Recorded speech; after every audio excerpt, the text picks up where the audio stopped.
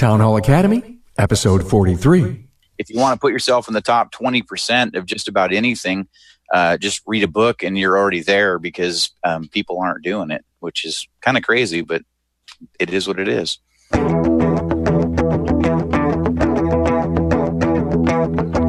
Welcome, automotive aftermarketers, to a Remarkable Results Radio Town Hall Academy.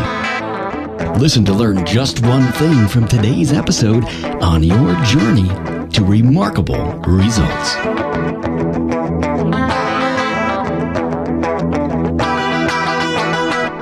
Hey, welcome aftermarketers to the Town Hall Academy, episode 43, and we're going to talk about books. Yes, the book club. Favorite books that have made you a better leader and CEO. Carm Capriato here, your host, and I'm with Joe Hansen, Jude Larson, and Joe Valland. The Town Hall Academy is supported by Jasper Engines and Transmissions. You know that the old engine or transmission's going to wear out, and when that day comes, Jasper will be the name to remember. Jasper's remanufactured products cost considerably less than a new vehicle, so it just makes sense to choose Jasper as your drivetrain products of choice. Hey, ever consider watching the video of any of the Academy lessons? Well, carve out some time on your Saturday morning as you catch up on your paperwork or enjoy that second cup of Joe. Read much? Well, you know, Harry S. Truman said, not all readers are leaders, but all leaders are readers. A very apropos quote to kick off this episode. Hey, listen, it's a fact. Many of the aftermarket leaders I've interviewed tell me about new books they're reading. They not only learn from their peer network, 20 groups and conferences, they continue their commitment to be a lifelong learner by reading. Here's some interesting fact. You know that 80% of U.S. families did not buy or read a book last year? The more a child reads, the likelier they are to be able to understand the emotions of others. And reading 1 hour per day in your chosen field will make you an expert in 7 years. Now, you'll hear from these three great leaders and readers. Joe Hansen from Gordy's Garage in Roseville, Michigan. Jude Larson, lead consultant for JML Real Solutions and director of business development with the ACT Group. And Joe Valland, owner of Auto Safety Center in West Bend, Wisconsin. Joe, Jude, and Joe are recommending favorite books to you. They provide a great synopsis on the premise of the book and what their takeaways were that impacted their lives and their business. The show notes at remarkableresults.biz/AO43 will list the books, their authors, and even a few extras not mentioned in the broadcast. Also find additional bio information on my guests and all the Remarkable Results radio podcasts that they've been featured in. Now, we cover these books in the episode. The Power of Vulnerability by Bren Brown. If How-Tos Were Enough, We Would All Be Skinny, Rich, and Happy by Brian Clemmer. Leadership and Self-Deception, the Arbinger Institute. The 21 Irrefutable Laws of Leadership by John Maxwell. Entree Leadership by Dave Ramsey. Extreme Ownership, How U.S. Navy SEALs Lead and Win by Jocko Willenick and Leif Babin. The Compound Effect by Darren Hardy. Personality Profiled, How to Understand Others by Understanding Yourself by Florence Latour. And The Greatest Miracle in the World, You by Og Mandino. I encourage you to start a book club at work or with your network group. Being a lifelong learner includes reading. That may be listening to audiobooks, just like you listen to the Remarkable Results radio podcast. Audio is a very powerful resource. Just book the time and prosper. Hey, we're going to talk about books. I brought a few of mine down into the studio, and some of mine match what you guys are going to talk about. So, guys, what I really would love to do is just to set up the basics for, Joe, why should we read? Why to read is because that's the only way to grow, right? I mean, if we knew what we were doing, we would have already done it, maybe wrote our own book, and I don't think any of us have. So, for me, it's just reading helps me change. It gives me a time to reflect on what I've learned and apply it. So that's the biggest reason for me. Got it. I want to get one of your tricks on note-taking. Can you share that with us? My tricks? Yeah, on note-taking on the books.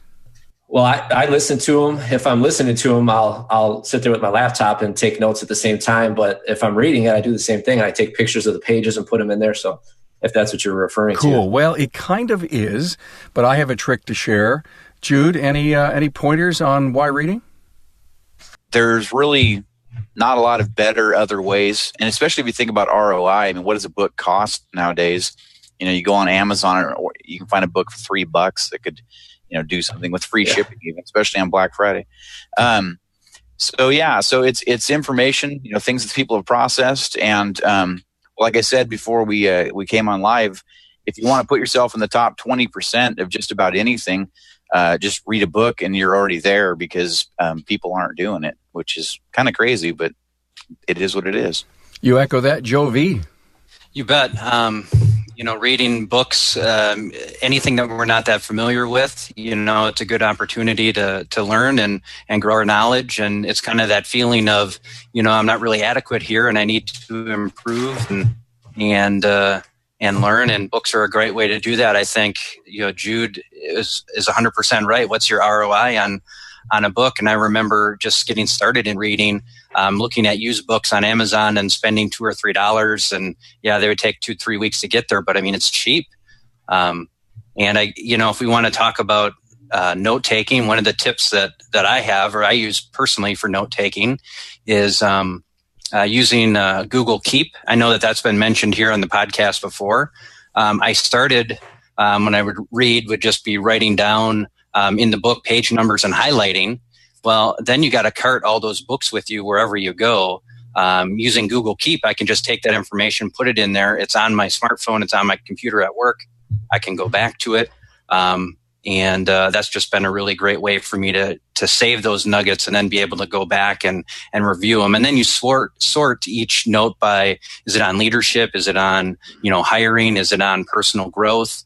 And that's what I do, and that's worked out pretty well for me. Thank you for that, guys. Great stuff. Appreciate this is a good start. And let me chime in and share with you something I learned a while back on note-taking for books.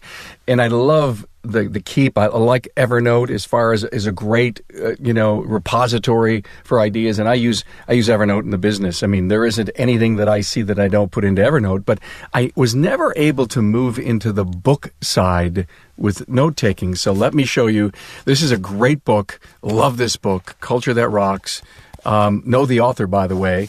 And what I do, and just let me share this with you, is that when there is a page where there is anything really important, I write it down because I want to remember it. So every once in a while, I'll say, what book was that in? Oh, I think that was in Culture That Rocks, and I'll take it. And by the way, signed from the author. And I'll go to it and I'll say, a culture test, page 28. Because that's what I wrote. I just wrote culture test.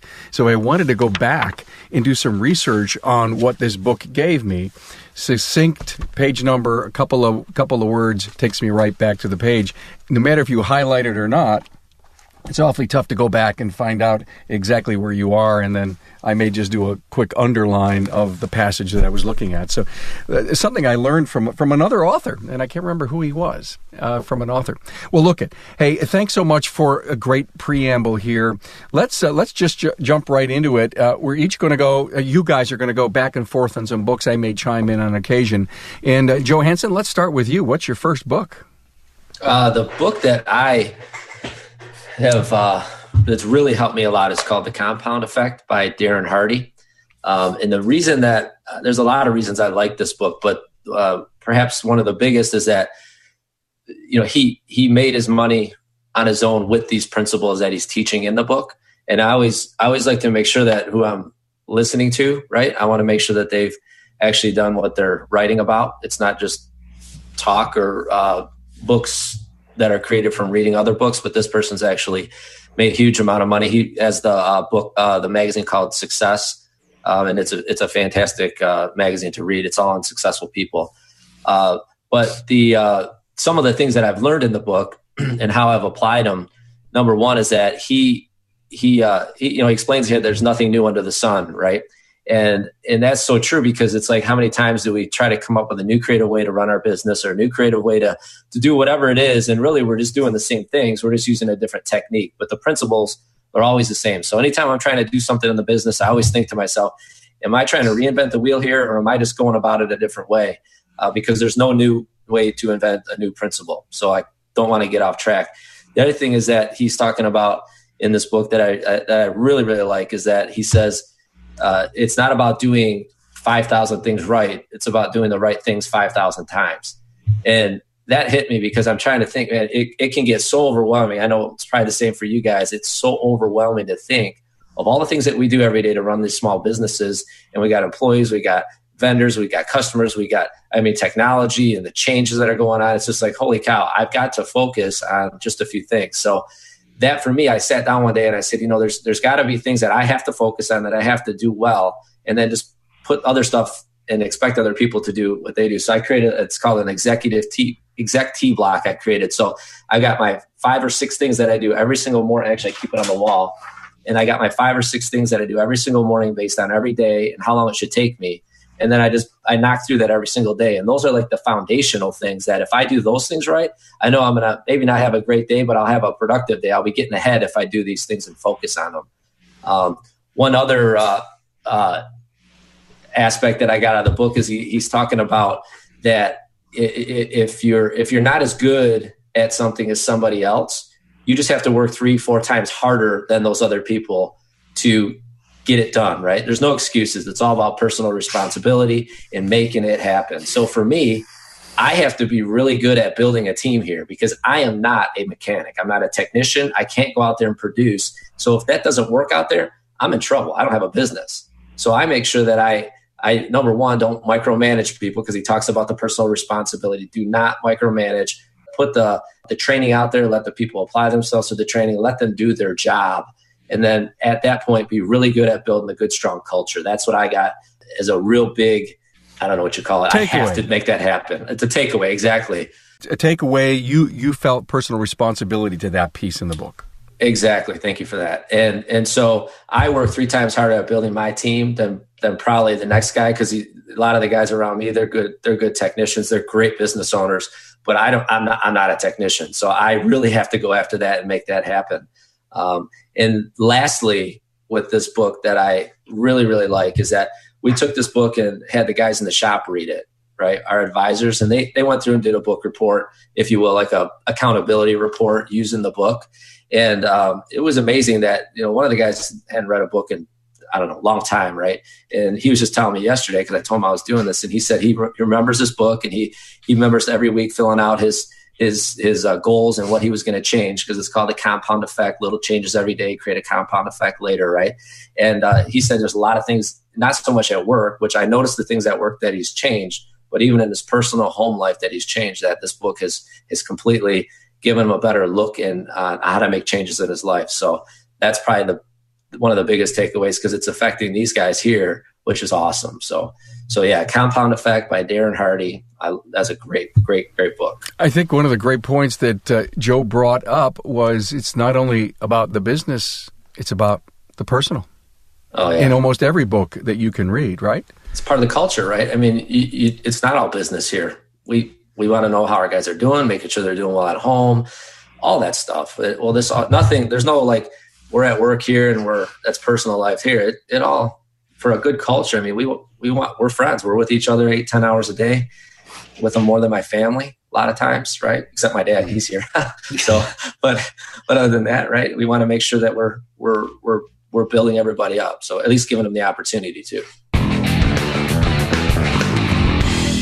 Okay, your customer's engine or transmission has failed, but now is not the time for them to trade their vehicle. Not without a working engine or transmission. Besides, would they have kept their vehicle another 3 to 5 years if their engine or transmission had not let them down? Well, if you answered yes, then Jasper Engines and Transmissions is your choice to give your customer's vehicle new life and many thousands of miles of enjoyable driving performance. When considering the high cost of a new or newer used vehicle, there's a pretty good case to be made for your customers to replace a drivetrain component that has failed or is delivering poor performance, rather than trading their car, truck, van, or SUV. Install a quality remanufactured Jasper product for less than your customer would have to invest in a different vehicle. Go to jasperengines.com to learn more about the money-saving value of Jasper. Jude, I'll let you do your first book. Well, it's actually sort of a book. I should do a miniature segue, if you may indulge me for a moment. I use Audible a lot. I don't know if you guys are familiar with that. It's through Amazon. Yeah, okay. So you guys all know it. And I love it because I can carry a lot of books just, in this thing here. I don't have to have them all with me, so I can show you some lists there. So this particular one is only actually available on Audible, at least that I know of, and it's the Power of Vulnerability. by Dr. Brene Brown. She has stuff on YouTube. She did TED Talks. She's got lots of different books. But The Power of Vulnerability is actually kind of all of her books put into one. She says that it's the first time she's put everything together into one place. And kind of a funny little story of how I ended up listening to this. And I think I've listened to it about 7 times so far. Earlier this year, I was scrolling through looking for a good Audible choice. I just finished, I think, Extreme Ownership or something like that. And I saw the title. And one of the things I've learned from reading books and doing management training and trying to grow myself is that usually when you have like a almost violent emotional reaction to something, there's something there. You've hit some sort of a trigger. And so I read that title, and everything in me immediately went, "Ugh." I just thought that sounds like the most horrible thing I could ever, listen to or read. And but I know better. So I went to my wife and said, "I'm hoping I can have an out here." And I just showed her and said, "Hey, sweetie, what do you think about the title of that book?" And she said, "Well, that sounds like something you should probably listen to." And I went, "Okay." So yeah, well, I was hoping that she would go, maybe, but I could just like have a good go. She wasn't that interested, so I shouldn't listen to it. So the premise of it is she's actually Dr. Brene Brown is actually a like a research scientist, and so she takes lots of statistical data and formulates usable information for all of us lay people. At least maybe you guys aren't lay people, but I am. Anyway, so she interviews literally thousands of people, and what she was going after, which is kind of hysterical if you listen to the to the series, she was trying to basically prove that she was what she calls wholehearted. She was a person who was living full out their life, and what she really thought she was going to find is that wholehearted people are all statistical research scientists, and so she was going to be at the top of the list. And what she actually discovered was completely the opposite. And I really love her honesty in this experience that she's sharing with all of us, because she did something that I can completely relate to, as I have experienced it myself. She got all this data and was staring at it dead in her face, and it terrified her. And so she actually packed it all up and set it away for a year. And she went to a counselor, therapist, whatever, and made them a list and said, "Here's all the things that are wrong with me. I'll give you a week for each thing, and we need to get through this process so that I can go back to doing my work." And of course, the counselor therapist said, "Well, that's not how it works." So what she found was there are traits that are different between wholehearted people and people who are not wholehearted. And in this book, if you will, it's an audiobook, so you're listening to it. She goes through all of the challenges that she went through personally, learning all of this, and then she goes through kind of the 10 guideposts to becoming wholehearted and what they all are. I'm not going to give any spoiler alerts. You should listen to it. It's very, very powerful. Like I said, I've listened to it probably more than any other book I've ever read or listened to, simply because there's so much to it. It's so robust, and some of it is. Have you guys ever read something where somebody will say something like a sentence or you're reading a sentence, and it literally overloads your brain, and your brain literally just kind of goes like one of those computer lockup things, and you close the book or you hit pause and you set it down and you go, "I'm going to need about 3 days to think about that." And you literally can't take any new information in. This thing is full of those. And so, I think when I finished reading it, I posted on Facebook, because you can do a review or whatever, and I said, listen to this if you are okay with completely destroying your life, in a good way. I mean, because it's a good result, but you will not be the same at the other end of it. And that a lot of the things on my list are actually of that nature. And I learned years ago, going through some hard experiences, that kind of stuff is actually beneficial, even though it's not necessarily comfortable. It's how you're going to get to where you want to go and be able to do the things that you want to be able to do. So good stuff. I will. You've convinced me. This is a must listen for me. Thank you so much, my friend. Joe Valen. Joe, love your first book. So I guess a little bit of background on this book for me.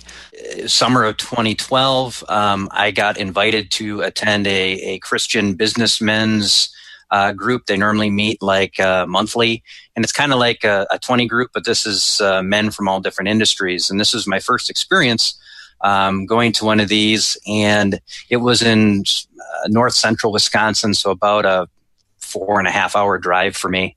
And I'm thinking, boy, if I'm going to go to, some legit business owners, maybe I need to, polish up before I go. And I happen to have on a audio disc the 21 Irrefutable Laws of Leadership by John Maxwell. And I listened to it on my drive up for this meeting. And right out the gate, John goes into the number one law. There you go. Yep. The number one law is the law of the lid. And in the 2012 was kind of a transition stage for me. I had purchased the shop that I was operating in 2005. I had been a service advisor, kind of running the shop. And in 2012, I hired my first service advisor, and I had a technician. So we're kind of in a growth stage of, I'm kind of like a real boss now. And just, listening to the 21 laws on my drive, law of the lid really jumped out at me. And basically, the way that John Maxwell defines it is the law of the lid is the leadership's ability that determines a person's level of effectiveness. So the lower the individual's ability to lead, the lower the lid is on his potential. And for me, that just kind of hit me right at the right point in my life where I'm like, yeah, if I'm going to grow and continue on the path of growth, I'm going to need to increase my lid, so to speak. And the example that he gave in the book was the example of Ray Kroc of McDonald's. Now, if you've watched the movie The Founder, it kind of touches on that a little bit. But basically, you had the two McDonald's brothers who were geniuses in customer service and kitchen organization. But their lid was low when it came to expanding the business like Ray Kroc did. Ray Kroc's lid was a lot bigger, a lot taller. So he was able to franchise the business, grow it to what it has become today. And so that was kind of his example of the lid and how some people's lids are so low it really limits growth. So the takeaway that I got from it was that I, as the shop owner, will always be the lid on my potential. And I must increase my lid if I want to continue to grow. So that would be my first book and the first, takeaway that I had. Great, Joe. By the way, read that book years ago. It really is a very powerful book. I've got both the audio and, of course, I've got the hard copy of it. Thank you for that. Great start, guys. Joe, you're up. Your second book. I just want to allude to what you guys are saying about Audible and then also having the paper copy. Sometimes, this is not to do with my second book, but sometimes, like for me, I don't know what it is, but if I listen to the Audible version first and then I take the book out and read it, for some reason, and I don't know why, I seem to comprehend the book when I can hear that author's voice, which is so weird because I'll just sit there and read it and I'll hear, like I'm reading one called The Story Brand right now. It's an awesome marketing book. And I can hear the author as I'm reading it because I've already listened to it twice in my car. So I'm like, oh, this makes it easier to understand it. So I don't know if you guys ever do that, but it reminds me of the book or the movie in concept, right? Yeah. What do you like to do? Read the book first, then see the movie, or see the movie, then read the book? Right. I guess it's your own personal preference, but yeah, great point. Thank you for that. Yeah, but it helps. And it helps me with taking my notes too, because when you asked the first question, I was kind of like, note-taking tricks. I'm like, I don't know. Because what I do is I just take the book and read it, but I type it instead of Keep, I use Google Docs. So then I've got all of them in there and then I can pull them up on my phone. So, but the second book that I really, really enjoyed. And my wife and I talk about this all the time because I think it was 10 or 12 years ago, we learned about the personality profiles, and everybody, this is almost like over talked about, but the reason it probably is because it's so important, we think. So we read a book called The Personality. There's a bunch of these, but this was one that we read a long time ago called Personality Plus. And it's how to understand others by understanding yourself.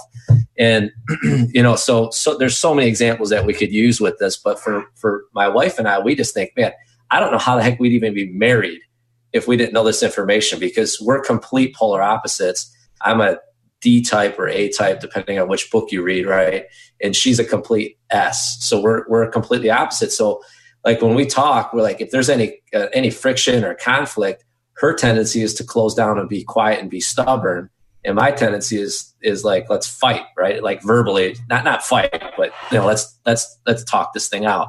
And so, to someone like me, I look at her and go, what? Why the heck is she shutting down? Why is she quiet? There's nothing more annoying to somebody that wants to, get something figured out, is for the other person to be quiet about it. And then they're not responding. You just want to, and ironically, my dad is an S too. So, if we have a discussion in the shop, right, I'm like, hey, let's do this. He's like, it'll be fine. It'll be fine. I'm like, it won't be fine. We got to get this figured out now.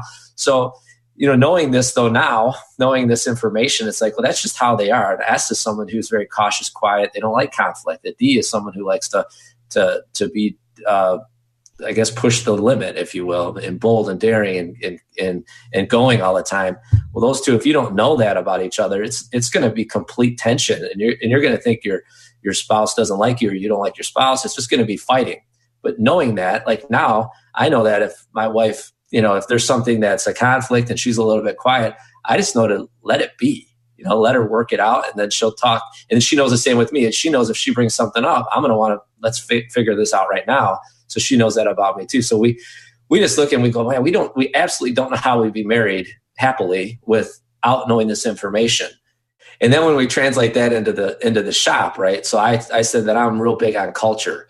So what we do is we give everybody a personality test when they first start here, and we can see what they are. There's no right or wrong. I'm not looking for any type of personality, right, per se, but I'm just looking to see what they are, because the person with the information. So if I know the personality types, it's my responsibility to use that to communicate effectively with the other people.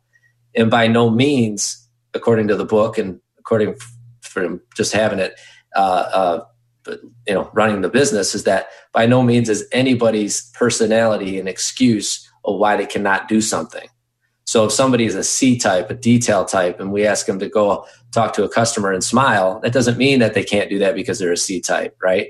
Or an S, it doesn't mean they can't go talk to customers. Or a D, it doesn't matter. As long as we know what it is, we have to use that information to communicate more effectively with our coworkers or our customers. So right now, like in our shop, the guys that are here, I am the only high D in the shop. Everybody else is very high I, that's the type of person that wants to have a party and everything's fun and loud and laugh and all that stuff, which I have that too. But my natural tendency is a D. So I have to tell myself, well, and S, that's their second one. So it's like they're all the same. It's very weird. They're S's and C, and it's just crazy. I and S's. I's and S's, and I don't have any S. I'm trying, but I don't. So I have to tell myself that when I'm about to go out there and have a meeting or go out there and confront something, that I want people to work here when I'm done. So I have to take a breath and go, okay, how am I going to say this? How am I going to approach this so that I don't, just blow people out of the business, if you will. Good stuff, Joe. I want to stop you there for 1 minute, and here's the reason. 2 weeks ago, we were here on an academy, and our topic was the value of knowing your customers' observable behavior. And we talked all about DISC, D-I-S-C, okay, which is exactly what Joe is chatting about.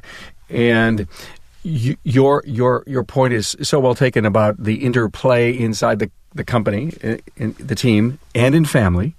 Because when I found out mine, it sure helped me in my personal relationships.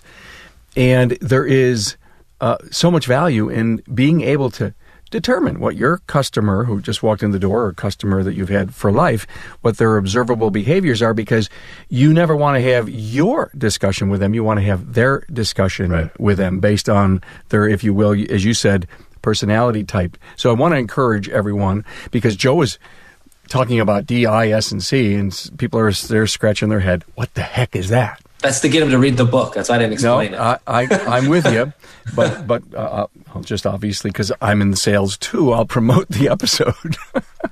Go to the Town Hall. Go to the website, Town Hall Academy, episode 41, and in that, are a couple of really cool links to literally one free one to do your own DISC from Tony Robbins. The link is in that. And also, I created this really cool chart as to how to sell someone, depending on what your personality trait is. And if I'm an I, how do I sell to a D? And it's really a cool chart, and it's available to be downloaded. So thank you for that. We were able to link that to an academy we just did two weeks ago. Good stuff, guys. I'm loving this. Oof. And by the way, so that everyone knows, in the show notes, we'll have every one of these books, even the ones that we may not get to yet today, because there's a ton of them here for everyone. And we'll have them all listed in case anyone wants to go back. Jude, your second most important book. Well, I don't know if it's second most important, but it's second on the list. So all right.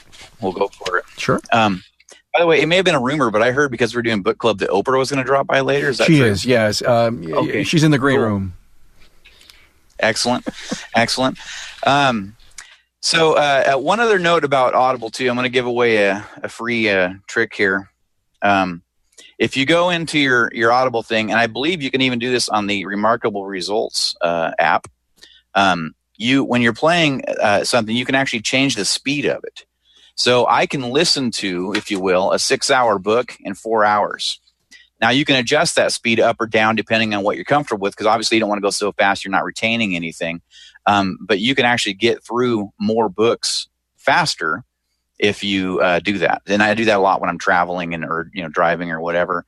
So that's just one of the tricks that I learned that helps me to get as much information. And then I can just say, and like Joe said, because you won't know which one I'm talking about, you can, get that information. You can use it, apply it, and keep going with it. So anyway, book number 2 that I was talking about is actually by a gentleman named Brian Clemmer. He passed away a few years ago. Actually, I was about to go meet him, and 3 days before I had a chance to meet him, he passed away suddenly. So that was kind of sad, but he wrote it's a short book, but it's called If How-Tos Are Enough, We'd All Be Skinny, Rich, and Happy.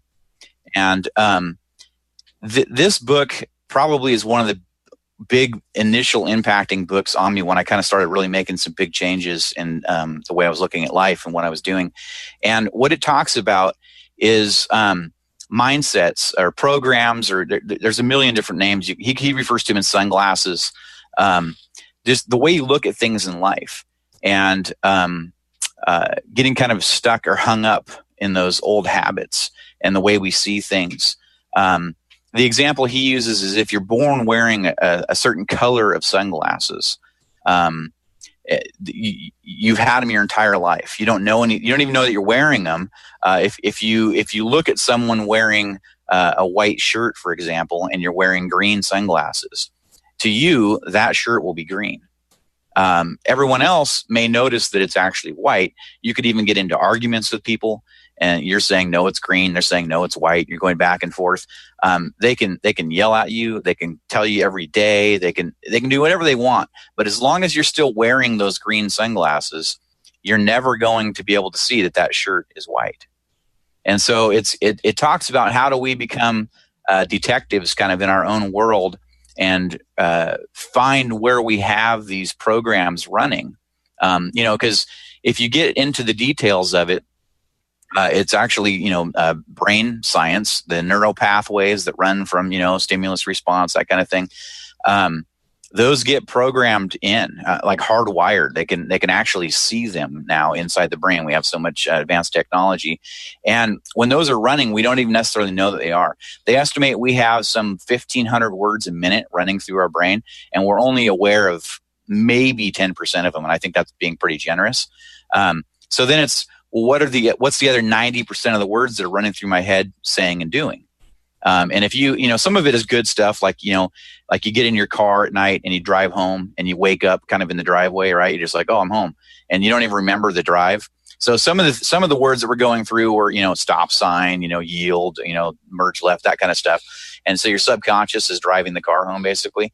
And you ever had that moment where somebody cuts in front of you and suddenly you're like, whoa, and you're like, oh, that's right, I'm driving a car.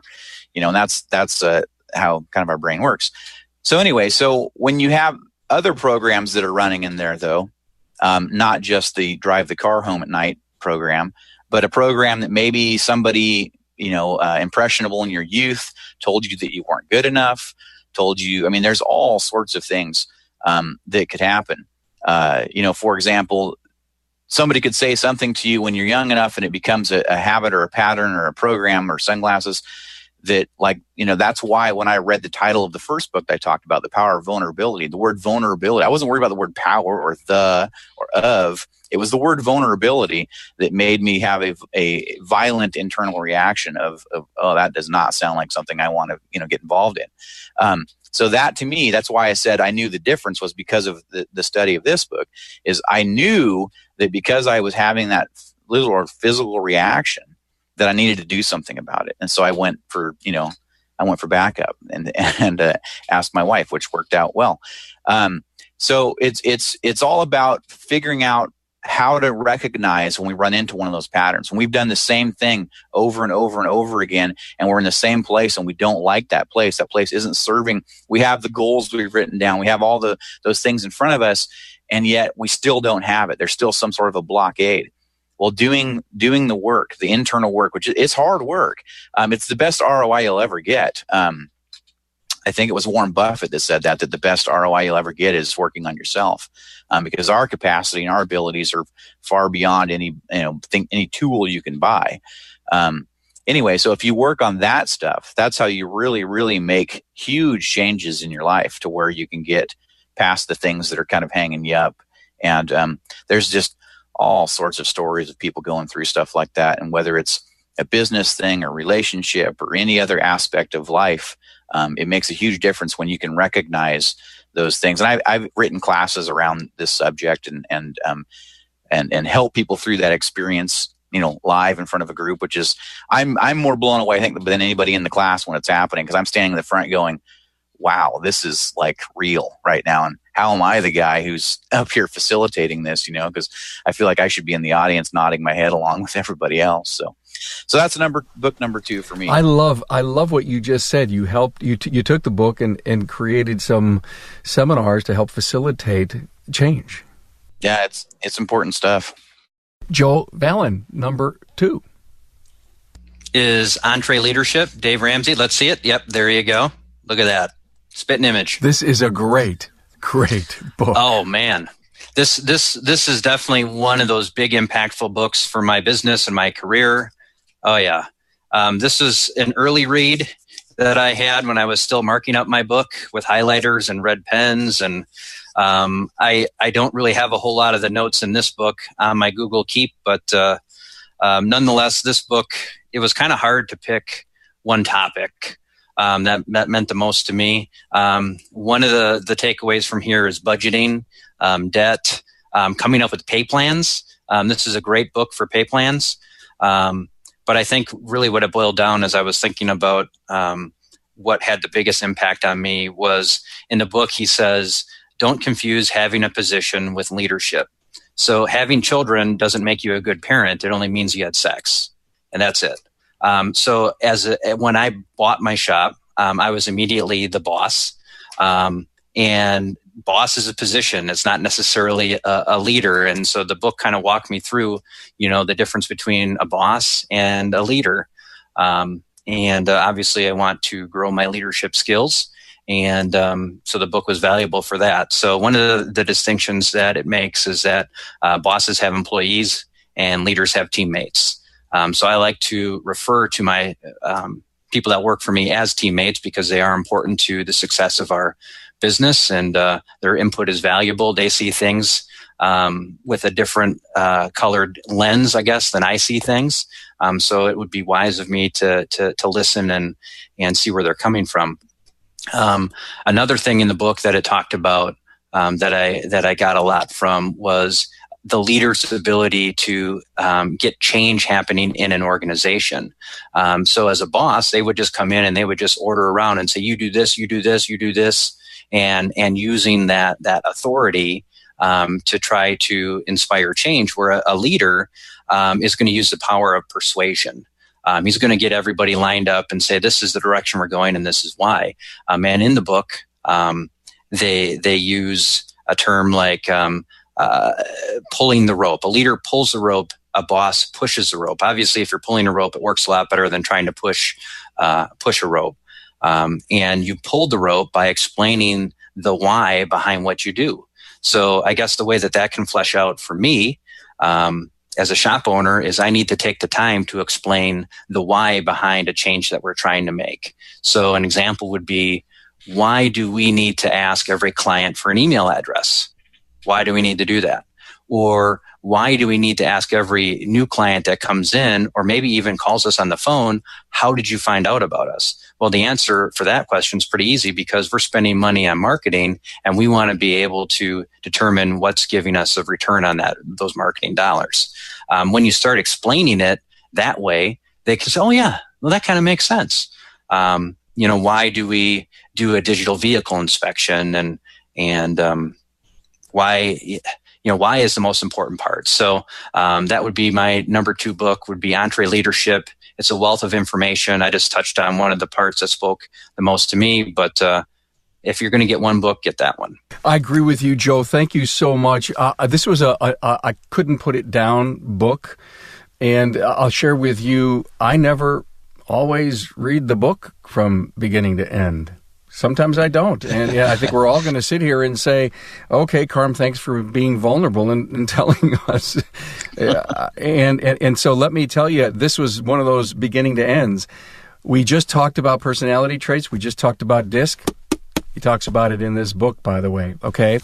So I was so curious to know that, I get 3/4 through a book and I get a little bored with it. It just, the essence I already got. And you start getting that last 3/4 of the book and you say, it's getting a little boring or raw.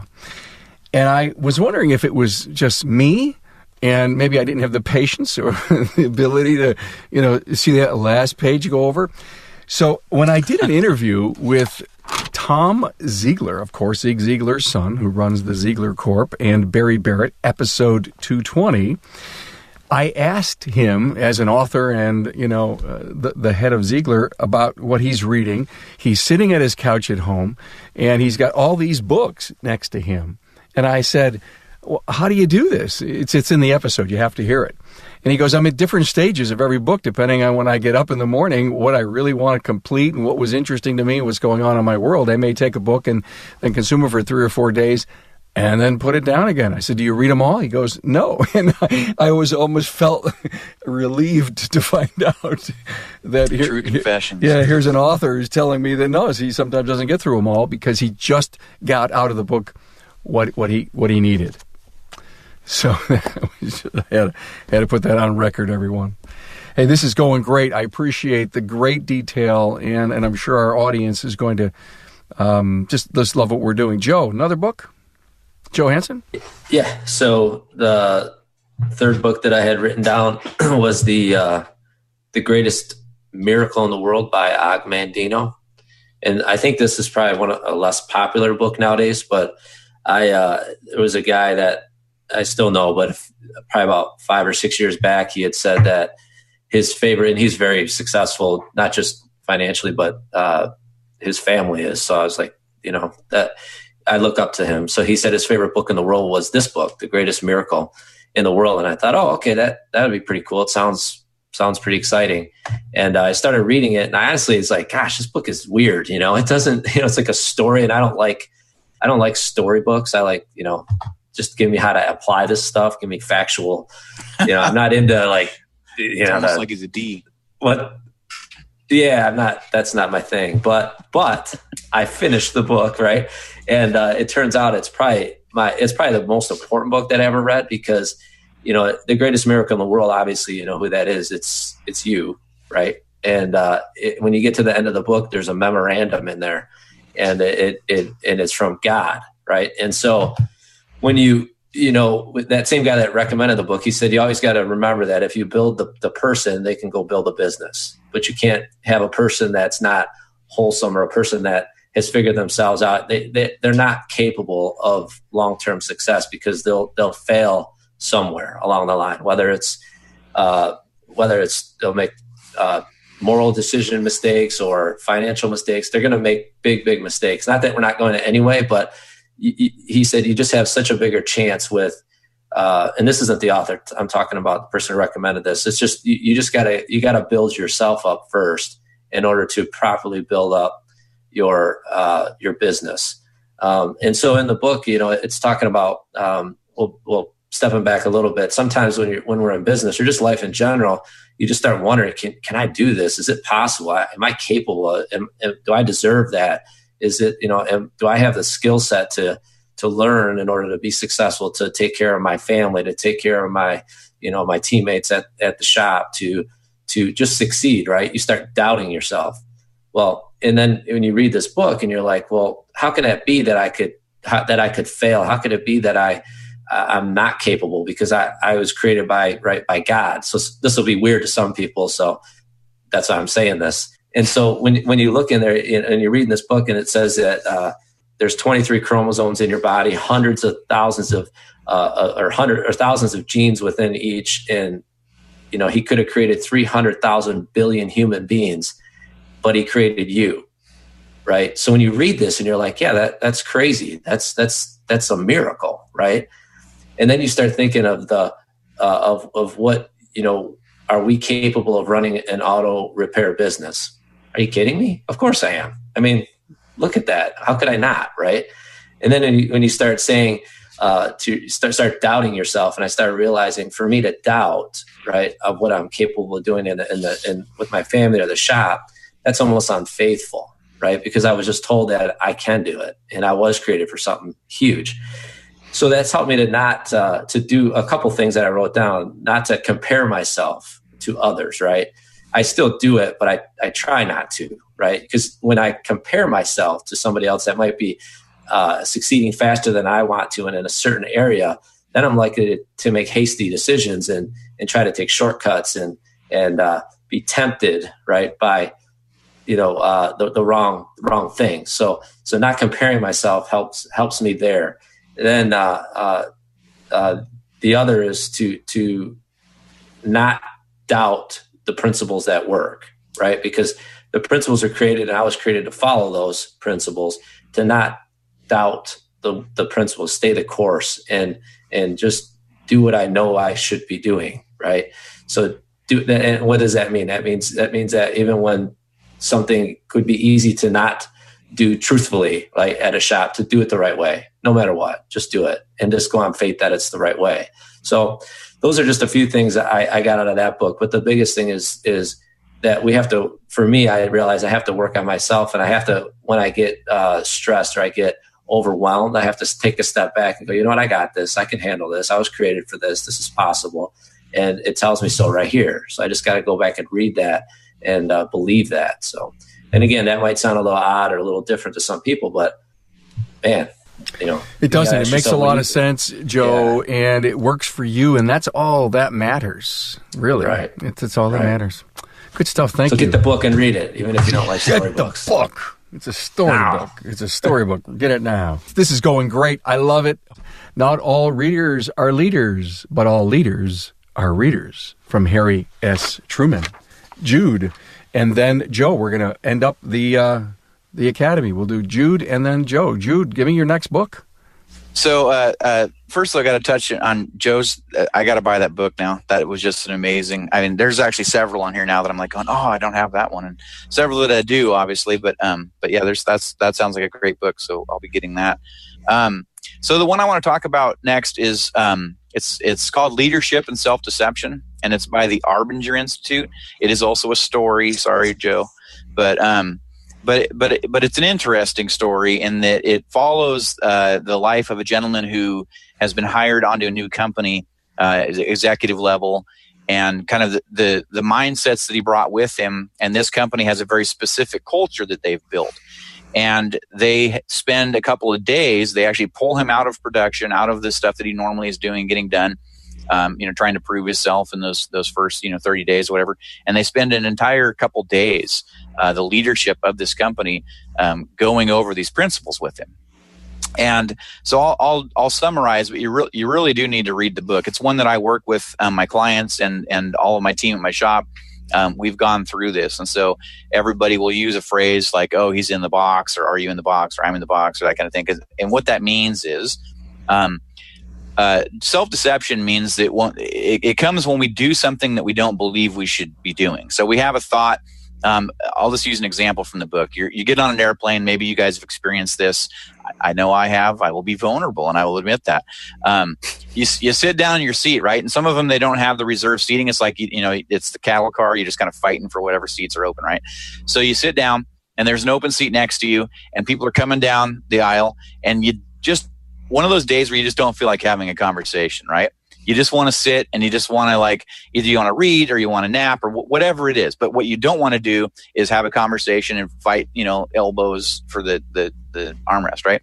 So what do?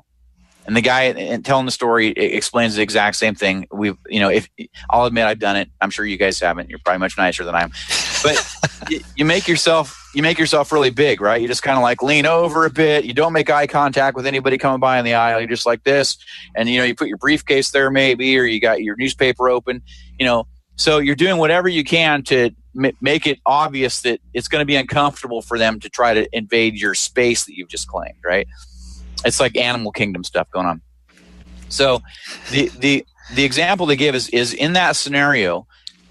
We've done a few things. We know that as a human being, if we were looking at those people walking by as other human beings, we would just see them as people who need to sit down because they're trying to get to somewhere. Same as us, right? But instead, when we go into the box, as they talk about, we're now looking at them as objects, right? They are something that is between me and my comfort. And it's really easy to dismiss an object. And what we'll often do, where the self-deception part comes in, is we'll start convincing ourselves of all of the terrible things about them and all of the wonderful things about us. Like, I worked really hard this week. I deserve to have an open seat next to me. And that guy obviously hasn't worked a day in his life. I mean, look at him, right? As he's walking by, right? So we're making all these judgment calls, turning them into monsters and us into saints, right? And so that we can justify our actions that we know we're self-deceiving ourselves. We know they're not the right actions. And so they, shares an experience of doing something like that and saying, to me, they were objects. They were just worthless object moving past.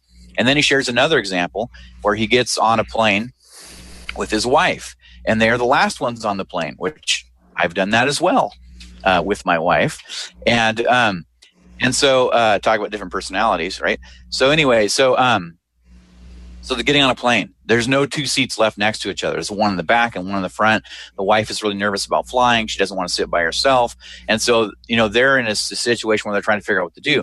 Well, there's a flight attendant who's working with them, trying to figure out, and this gal who's way in the back, she comes up and she goes, "Hey, I noticed that the two of you are trying to find seats together. There's one next to me. I'd be happy to sit up in your seat if you guys want to come back and take these two seats back there." And so he's given this contrast of, in that instance, that woman saw them as two people who were looking for seats next to each other. She didn't see them as an object or as, some sort of a negative thing or somebody who was trying to take something from them. She just treated them as two people who were looking for a seat, just like she was. She just needed to fly somewhere, And so there's a difference if we go through life looking at people as objects as opposed to looking at them as people. And this goes into a thorough study of that and why we do it. And I know in the car and traffic, that's a really popular place for me to look at people as objects. They may be acting like objects, I think, at that point. But anyway, so it's a very powerful book. I do, like I said, a study of it with all of my clients. It's one of the required reading because it helps shift the culture inside of a business to be thinking as each other as other human beings, fellow human beings, rather than as an object. Anyway, so that is my final book. Thank you, Jude. Good stuff. Love it. Love the analogy from the book. And our last book of the day, and wish we could go on for hours here because you guys, we've left a lot on the table, but I'll be sure to include them in the show notes for this episode. Joe Valent? All right. So the next book for me would be Extreme Ownership, How U.S. Navy SEALs Lead and Win. And I got this version right here on Audible. So, yeah. I didn't buy this book paper copy, just Audible. And I tell you, if you want to listen to a riveting book on Audible, this would be the one. It will hold you tight to the seat, and it's exciting. They weave in war stories with stories of their company going through corporate America and teaching leadership. But one of the takeaways from this book, and there's multiple, but I guess if I had to pick one, would be when setting an expectation, no matter what has been said or written, if substandard performance is accepted and no one's held accountable, that substandard performance becomes a new standard. So it's not necessarily what you say. It's not what you write. It's what you allow. What you tolerate, yeah. Yes, what you tolerate, absolutely. And so for me as a shop owner, I need to be intentional about what I allow and what I tolerate, and make sure that, I may say in my employee handbook, this is, you're supposed to be here on time, but, what happens when employee comes in late 15 minutes, 4 or 5 times a month, it's what you tolerate.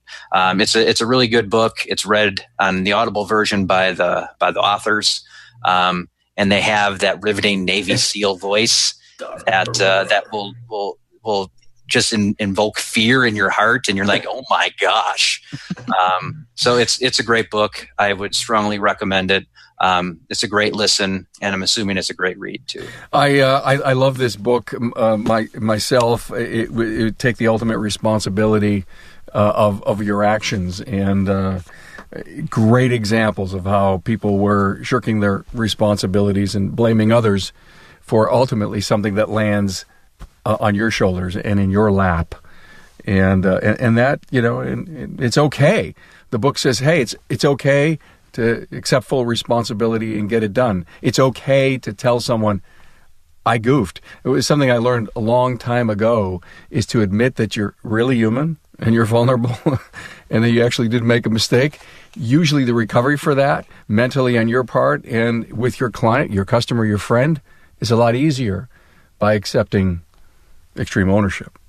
Good stuff. Thank you. Hey, guys, my warm thanks to you for these great lists. I'm hoping that our listener from not only today on Facebook and in the future as the podcast gets released will really change some people's lives and make them better readers, and realize that there's an awful lot of good stuff out there that will change our world if we let it. Thanks for being on board to listen and learn from the premier automotive aftermarket podcast. Until next time,